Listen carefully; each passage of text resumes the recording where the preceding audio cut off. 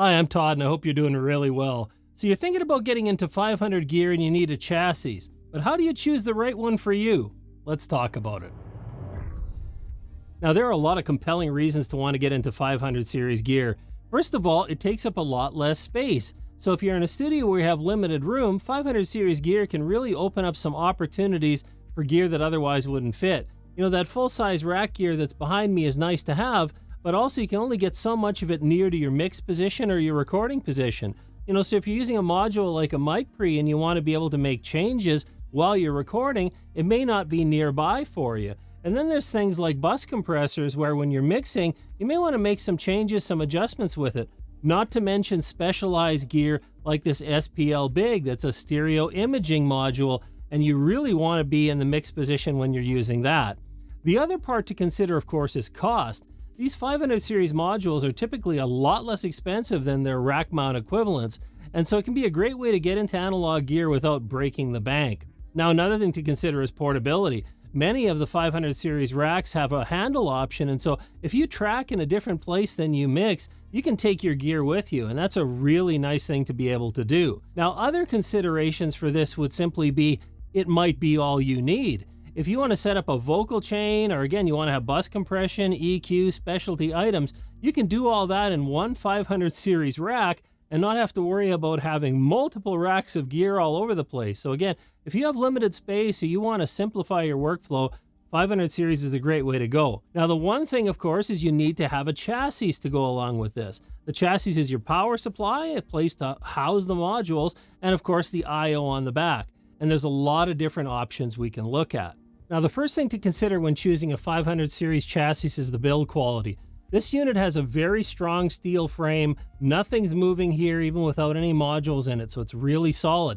You also see it's ventilated on the top and the bottom, so if you put modules in here that have tubes, there's going to be plenty of opportunity for heat to dissipate. A really important thing. But you got all your modules in here sitting in your rack. It's nice to have a really solid unit that's not going to let anything move around or flex when you're adjusting the controls. Now, another thing to consider is the power supply itself. This particular unit has an internal power supply. That, of course, takes up space where you might be able to have other modules, and that's an argument for going with an external power supply. Both are good options. The nice thing about the internal power supply is then we typically get an IEEE power connector, which is going to match a lot of other things in our rack, makes wiring a little bit easier, and so that's kind of something a lot of people like to have. Note that this unit has the power switch on the back. It would have been nice to have it on the front if I can't get to the back and I want to switch all the modules off and on. So that's something to consider too. You're not always going to get that. Sometimes you rack this up and you have a power conditioner and that becomes your switch. Now, this power supply is a linear power supply. And a linear power supply is great in that it doesn't push noise down the line into the module. So it's really clean power. The downside is that linear power supplies can induce hum from the mains transformer into other transformers in your module. And so this particular unit has a lot of shielding around that transformer to stop that from happening, but it's something to know. The other type of power supply is a switching power supply, much like what you'd find in a computer. And they also can deliver clean power, but they're more prone to push noise down the line into your modules. So at the end of the day, quality clean power is an important thing.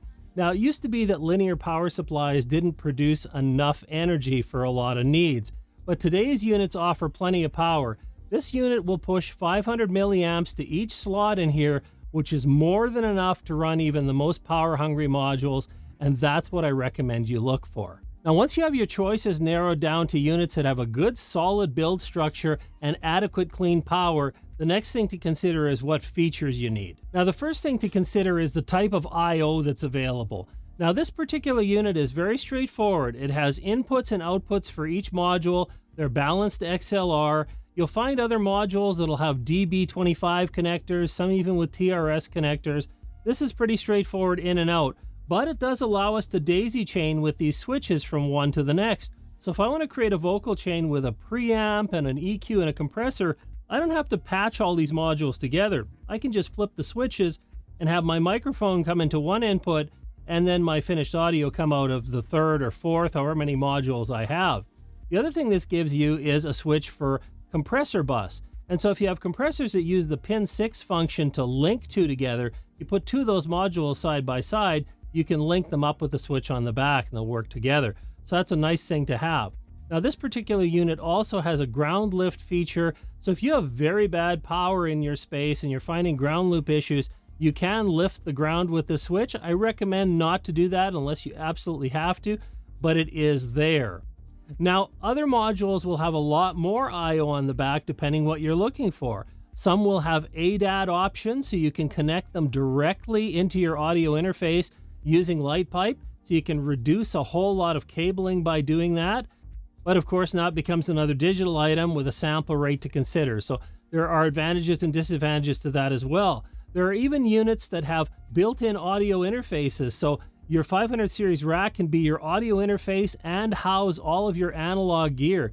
That's a really fantastic thing if you're just getting started out and you want an ultra clean setup with analog gear. And of course, today we also have digitally controlled analog hardware with recall. So we now have the option to get a chassis where it has USB connections that allow us to recall the settings on the analog gear from our DAW. Now there's going to be a limitation. It can only be with modules that support that, but it's just good to know that there's a lot of options in terms of features. Now another feature you can find in a 500 series chassis is a monitoring section. This particular one allows me to monitor two channels. So in other words, two modules. It could be right, left, but it doesn't have to be.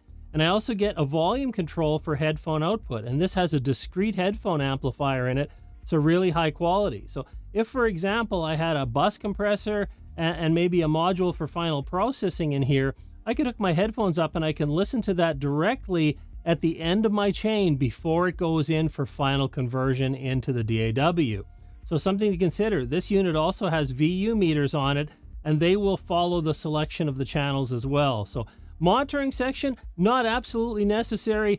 Good for my application because I like to try a lot of different hardware and I'm always creating reviews for you guys. So this for me is a useful thing to have. But for you, choose the right features that fit your needs. There's a lot of options available. And another important consideration is that brand is not everything. A high-end brand does not necessarily mean that their 500 series chassis is going to have outstanding performance. You know, API invented the 500 series format. It's theirs. So you'd think API's 500 series chassis would be the best of the best. Those would be the ones you want to get. But in fact, there have been issues in the past with a few of them where they've been underpowered. Users have reported that the modules wouldn't start up or they wouldn't perform properly. And while these tend to get addressed with new models upgraded over time, that may not be the one you purchased. So it's really important to check the specs out, check the features out. Don't just look at the brand and go, okay, that's a high-end brand and it's expensive, it must be good. And once you've chosen the best 500 series rack for your needs, it's time to get it all set up, put the modules in you're looking for, start building your collection of 500 series analog gear. As always, I really appreciate you joining me today. I hope this helped you out. There's going to be other videos on the screen here that help you choose audio gear, help you get your setup just the way you want it. Thanks again, and I'll see you next time.